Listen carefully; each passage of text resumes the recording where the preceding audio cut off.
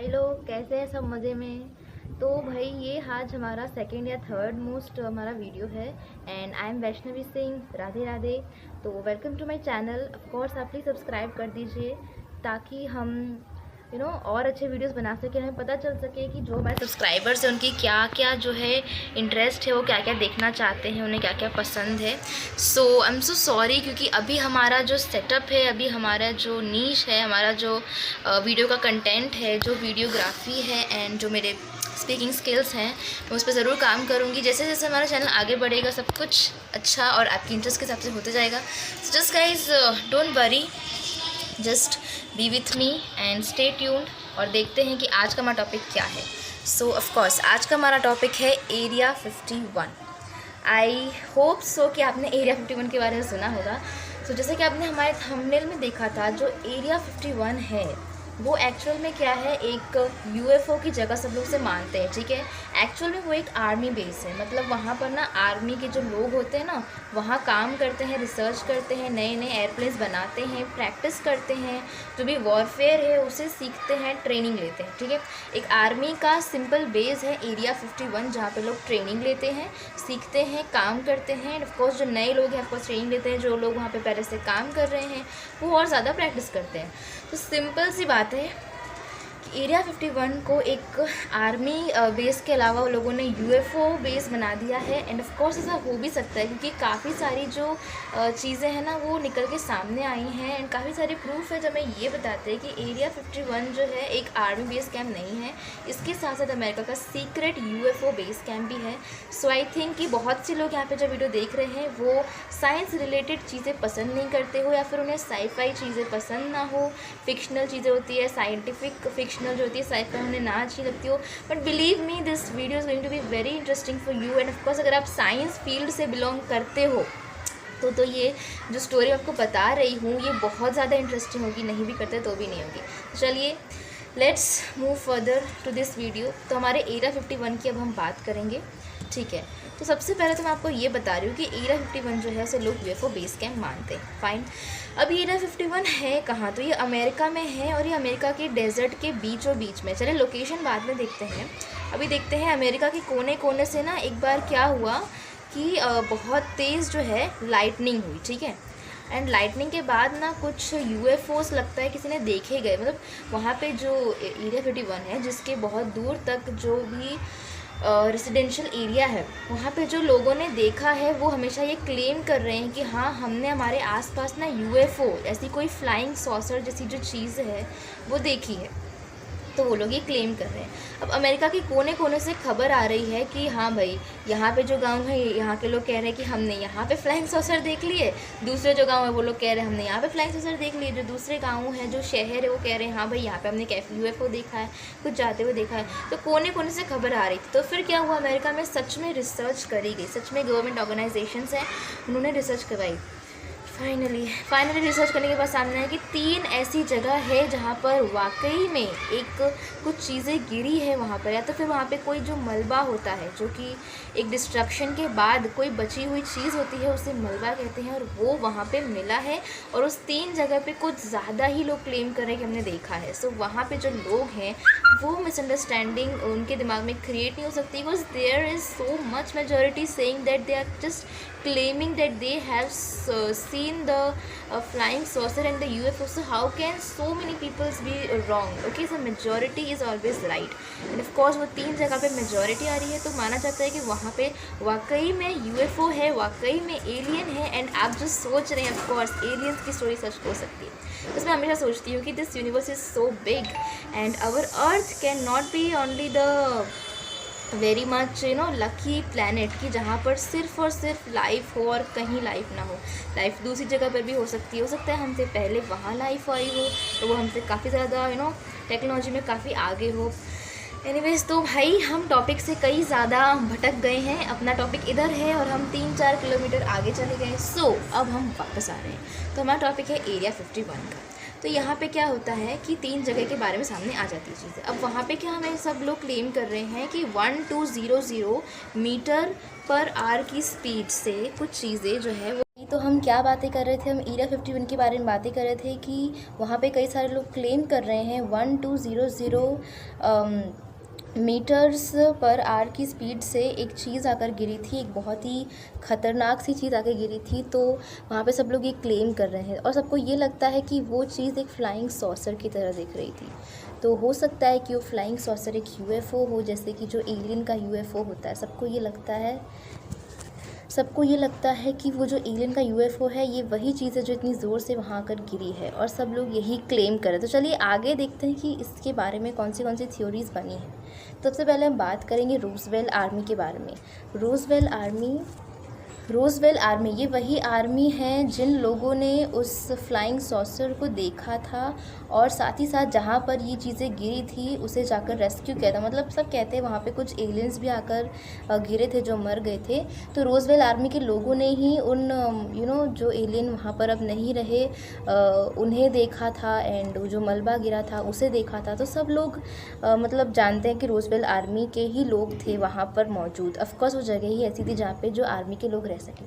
चलिए अब इस स्टोरी में आगे बढ़ते हैं, लेकिन उससे पहले I request you all to subscribe my YouTube channel. I know ये नया है तो आपको शायद ये अच्छा ना लगे, बट गाइज बिलीव मी, इसके बाद हमारे यूट्यूब चैनल पे बहुत सारे इंटरेस्टिंग वीडियोस भी आएंगे तो आपको बहुत ज़्यादा अच्छे लगने वाले हैं, क्योंकि ऑफकोर्स ये बहुत ही इंटरेस्टिंग टॉपिक होगा। एंड ऐसे तो बहुत सारे चैनल हैं, but I am requesting you and just believe me कि यहाँ पर है ना हर वीडियो को एनालिसिस के साथ और रिसर्च के बाद ही बनाया जाएगा। मैं बहुत सारा इंटरनेट पे चेक करने के बाद ही कोई वीडियो बनाऊंगी, सो बिलीव मी यहाँ पे कोई न्यूज़ गलत नहीं होगी। ओके सर, स्टोरी में आगे बढ़ते हैं। रोजवेल आर्मी के ना एक कमांडर थे, ठीक है, और जो उनके कमांडर थे ना, उन्होंने देखा था कि ये जो मलबा है वो बिल्कुल अलग है, अर्थ का लग ही नहीं रहा है। उन्होंने कहा कि मलबा वाकई में काफ़ी अलग है, और एक फार्मर ने भी बताया कि हाँ मेरे खेत के पास ये मलबा गिरा था और उन्हें भी ये काफ़ी अलग सा लगा। ऐसा लगा धरती पे ऐसा मलबा हो ही नहीं सकता, ये जो चीज़ें हैं ना अजीब सी दिख रही हैं, ऐसा लग ही नहीं रहा कि उन्होंने ऐसी चीज़ें दुनिया में देखी है कहीं। तो मतलब ये आउट ऑफ द प्लेनेट वाली चीज़ है, आउट ऑफ अर्थ वाली चीज़ है। तो फिर उसके बाद क्या होता है, 1970 के साल में आप चले मेरे साथ। 1970 में क्या होता है, ये रूमर्स जो है ना फैलती जाती है, मतलब इतना ज़्यादा रूमर्स स्प्रेड होती है ना, कोरोना से भी ज़्यादा ये रूमर्स जो होते हैं ना, अफवाहें, वो बहुत ज़्यादा फैलती है, और ऐसी चीज़ों के लिए तो कुछ ज़्यादा ही। चलिए देखते हैं ये सच है गलत। ऐसी रूमर्स फैल रही है जिसमें बताया जा रहा है कि बिजली ना बहुत ज़ोर से कड़की थी और सब लोगों ने वो यूएफओ को ही देखा था क्रैश होते हुए। यूएफओ यानी कि एक फ्लाइंग सॉसर, उन लोगों ने यूएफओ को ही देखा था। सब यही कह रहे थे कि उसके जो एलियंस थे ना वो मारे गए थे, और वो जो जगह है उसे कहा जाता है न्यू मैक्सिकन डेजर्ट। मतलब कि वो जो जगह है जहाँ पर स्पेसशिप यानी कि जो भी यूएफओ है जो भी क्रैश हुआ था वो एक न्यू मैक्सिकन डेजर्ट उस जगह का नाम है। तो 1980, अब 10 साल और आगे चलते हैं। 1980 में क्या होता है, बहुत बड़े आदमी थे एक, ठीक है, उन्होंने ना अपनी बुक लिखी, ठीक है, उस बुक में बताया कि वो जो मलबा था वो अर्थ का सच में नहीं था। मतलब ये दूसरा आदमी आ गया जिसने ये कहा, ठीक है, कमांडर के बाद अब इसने कहा कि बिल्कुल भी सच नहीं था। और वो इंसान कौन है बताइए, वो इंसान कौन है, मेजर मार्शल। जी, मेजर मार्शल जो है ना वो रोजवेल आर्मी में ही पहले काम करते थे, और मेजर मार्शल ही बाद में रिटायर होने के बाद राइटर बन गए। भाई उन्होंने जो बुक लिखी है एकदम क़यामत ला दी, उसमें लिख दिया कि वो मलबा अर्थ का नहीं है एंड वहाँ पे एलियन हो सकते हैं, इसकी 99.9999% चांसेस हैं। उसके बाद क्या होता, तब से आज तक रोजवेल इंसिडेंट जो है ना वो बहुत बड़ी फेमस हो गई, ठीक है। चलिए अपनी कहानी में और भी ज़्यादा आगे बढ़ते हैं कि अब सब लोग क्या कह रहे हैं कि जो अमेरिका है ना, अमेरिका में एलियन के ऊपर रिसर्च चल रही है। सब लोग क्या कहते हैं कि अमेरिका में एक एलियन है जिससे उस एलियन को ना अमेरिका वालों ने अपने पास रख लिया है। और जो रोजवेल इंसिडेंट है ना उसके बाद मतलब उसमें सारे एलियंस तो मर गए थे, ठीक है, पर एक एलियन है जो ज़िंदा मिला था। और साइंटिस्ट ने क्या कहा कि अब हम इस एलियन को दुनिया के सामने नहीं लाएंगे, अब हम क्या करेंगे, इस एलियन को अपनी ही लेबोरेटरी में रख लेंगे और फिर उस पर रिसर्च करेंगे। मतलब रोजवेल आर्मी तक तो बात ठीक थी, उन लोगों ने देखा, उस मलबे को देखा, सब कुछ गिरा था, वहाँ पे एलियंस को फाइंड किया, रेस्क्यू किया, ठीक है। अब बात आर्मी से हट के साइंटिस्ट के पास चली गई। साइंटिस्ट तो पता है आधे पागल ही होते हैं, और एलियन को देखने के बाद तो पूरे पागल हो जाएंगे। उन्होंने कहा हमें तो इस पर रिसर्च करना है, हमें दे दीजिए। तो वो अमेरिकन गवर्नमेंट साइंटिस्ट है, ठीक है। जो प्राइवेट साइंटिस्ट होते हैं ना वो अपने मतलब के लिए काम करते हैं, वो कुछ नया तो शायद नहीं करेंगे तो भी वो हो सकता सकता है, लेकिन ये बात फेमस इसलिए हो रही है बिकॉज ये गवर्नमेंट साइंटिस्ट की बात है, ठीक है। प्राइवेट साइंटिस्ट और गवर्नमेंट साइंटिस्ट ना अलग होते हैं। गवर्नमेंट साइंटिस्ट जो होते हैं ना वो गवर्नमेंट के लिए काम करते हैं, अब ये रिसर्च करने वाले। तो ऑफ कोर्स ये वीडियो प्राइवेट साइंटिस्ट या गवर्नमेंट साइंटिस्ट का नहीं है, हम टॉपिक से भटक रहे हैं, मैं भटक रही हूँ, ठीक है। वापस आते हैं, अब कहानी में आगे चलते हैं। तो हमने ये देखा कि एरिया 51 है ना एक प्रोहिबिटेड जगह है, ठीक है। अच्छा, सबने क्या कहा कि उस एलियन पे जो है रिसर्च हो रहा है, ठीक है। अब इसके बाद है ना एरिया 51 की बात करते हैं। एरिया 51 जो है ना वो है आर्मी की जगह है, एक बहुत बड़ी जगह है आर्मी की, जहाँ पे आर्मी के जो कमांडर्स हैं, जो आर्मी के जो लोग हैं, उनकी ट्रेनिंग वगैरह होती है। हमने पहले वाले क्लिप में देखा था, मतलब बातें की थी उस बारे में, ठीक है।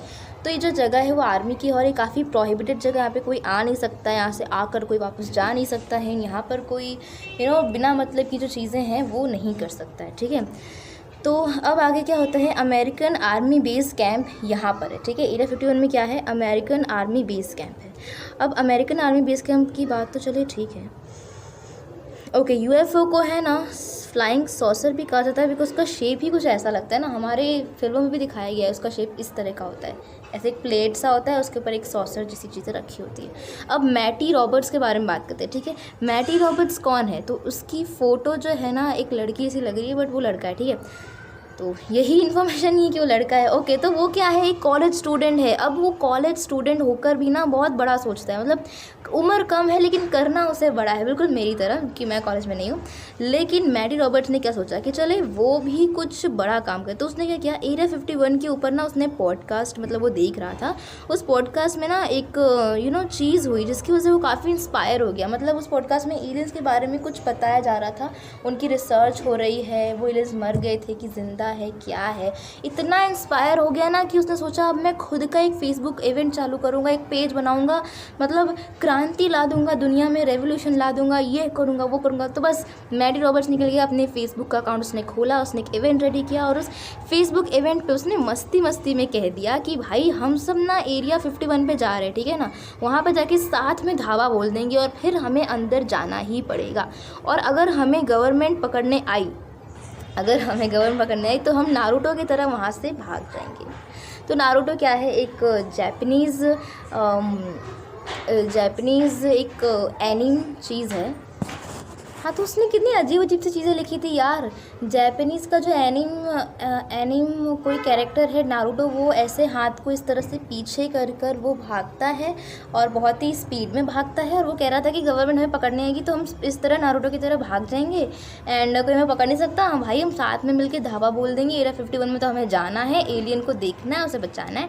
तो भाई तुम एलियन की चाचा लग रहे हो, मामा लग रहे हो, कुछ लग रहे हो नहीं, फिर भी करना है, ठीक है। अब क्या होता है, मैटी रॉबर्ट्स ने इतनी बड़ी बात कह दी थी, सब लोग ना पागल हो जाते हैं, बोलते कि नहीं अब हम भी जाएंगे। तो उसने क्या कहा, बाद में ना सॉरी कह दिया, ठीक है।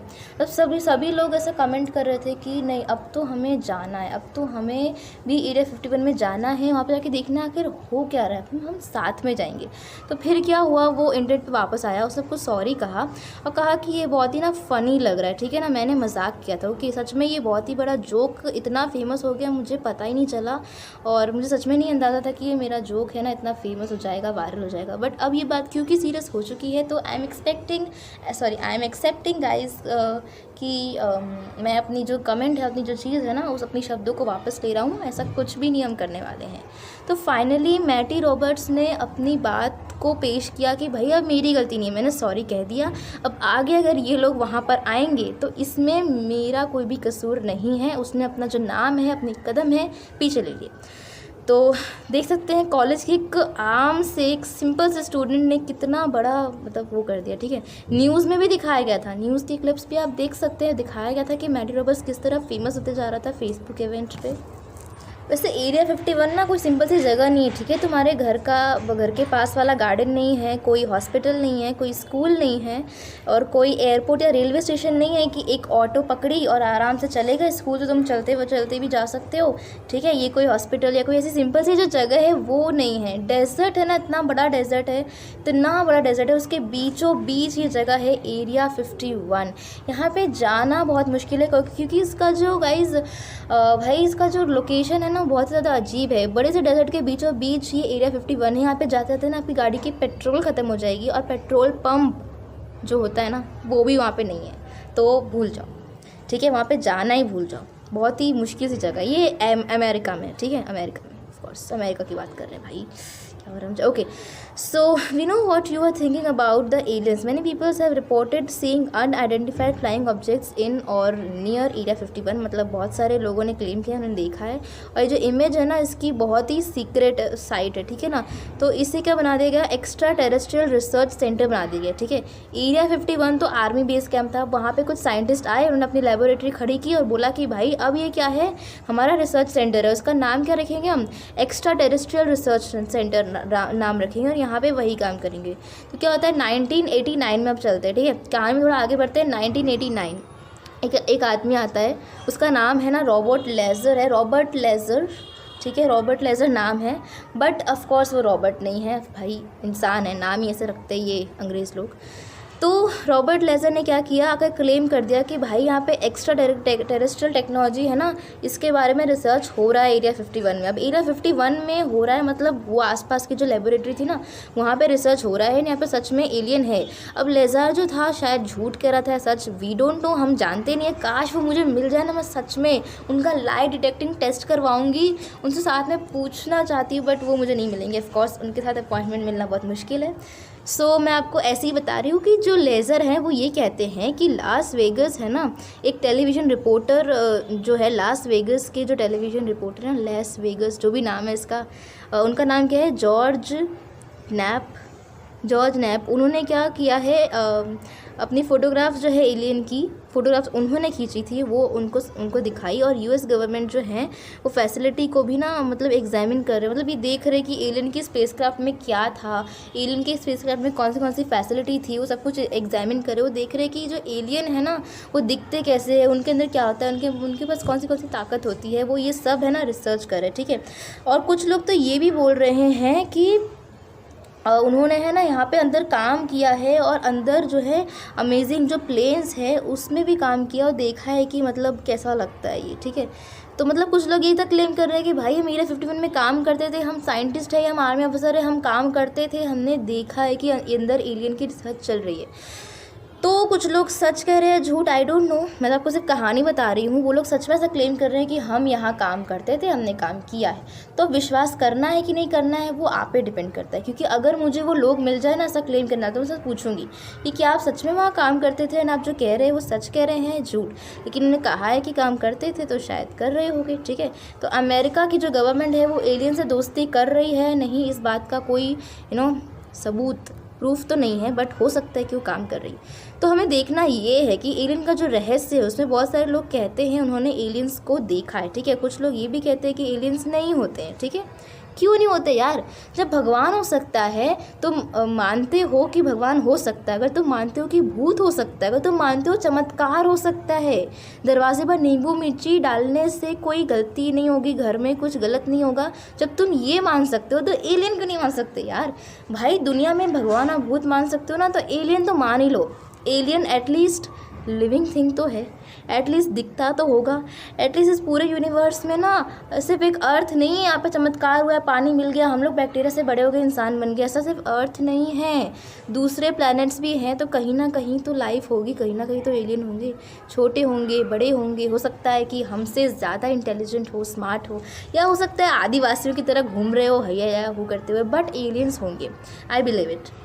अब क्या कहते हैं लोग कि जो सच्चाई है वो ऐसे नहीं मालूम पड़ेगी, उसके लिए हमें बहुत मेहनत करनी पड़ेगी, ठीक है। मेहनत तो करनी पड़ेगी, ठीक है। तो मेहनत क्या करनी पड़ेगी, उसके लिए हमें रिसर्च करना पड़ेगा। अगर आप जानना चाहते हैं तो आप साइंटिस्ट बन सकते हैं, कुछ भी बन सकते हैं, एस्ट्रोनॉट वगैरह, ठीक है। यहाँ पे इंडिया में गवर्नमेंट साइंटिस्ट की काफ़ी ज़्यादा सैलरी है, प्राइवेट साइंटिस्ट की तो पूछो मत, इतनी ज़्यादा है भाई, गवर्नमेंट से ज़्यादा ना, तुम प्राइवेट साइंटिस्ट की सैलरी देखो। चलो अब सैलरी की बात साइड में रखते हैं। अगर आप लोग एलियन के बारे में और ज़्यादा जानना चाहते हैं तो आपको कोई जॉब करने की ज़रूरत नहीं है, आपको सिर्फ इस यूट्यूब के वीडियो को मतलब ऐसे नीचे जाना है, वहाँ पे सब्सक्राइब का बटन होगा, आपको सिर्फ वो दबाना है, क्योंकि उसके बाद जो मेरे नेक्स्ट वीडियोज़ होंगी ना भाई, वो भी एलियन के बारे में होंगे, काफ़ी ज़्यादा इंटरेस्टिंग होंगे। उसके बारे में जो स्टोरी है मैं आपको खुद बताऊंगी, वो सच होगी, क्योंकि मैं इंटरनेट में ना बहुत सारा रिसर्च करने की बात ही बताऊंगी। तो इंटरनेट की बहुत सारी चीज़ें हैं जो मैंने रिसर्च करके उसके नोट्स बनाए, मैं आपको वही एक्सप्लेन कर रही हूँ। तो जैसा कि जो हमने जो सिग्नल्स भेजे हैं वो सिग्नल्स मिल जाएगा, सिग्नल्स को पकड़ने के लिए जो एलियन हम रेडिएशंस भेजेंगे ना, उनका इंतज़ार करना पड़ेगा। मतलब हमने सिग्नल्स तो भेजे हैं, हैं।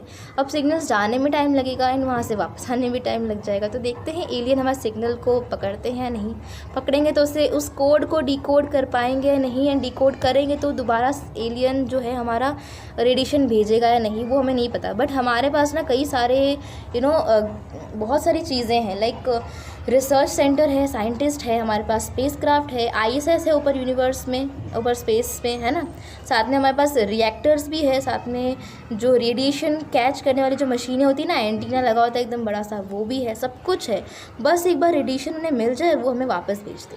तो ऐसी कई सारी चीज़ें हम कर चुके हैं, साइंटिस्ट लोग भी कर चुके हैं। देखते हैं अब हमें क्या मिलता है। ठीक है, चलिए अब मिलते हैं अपने नेक्स्ट वीडियो में। तब तक के लिए tata, bye bye, see you, Radhe Radhe Radhe Radhe. I hope कि आपको मेरा वीडियो अच्छा लगा हो। मैं बाद में अपने वीडियो को, अपने कंटेंट को और ऑफ कोर्स इस बैकग्राउंड को, हमारी वीडियो के स्टाइल को, सब कुछ इम्प्रूव कर लूँगी। बस भाई सपोर्ट करो और सब्सक्राइब कर दो प्लीज़, क्योंकि ऐसी इंटरेस्टिंग वीडियोस मैं ज़रूर लाने वाली हूँ। Bye bye, Radhe Radhe.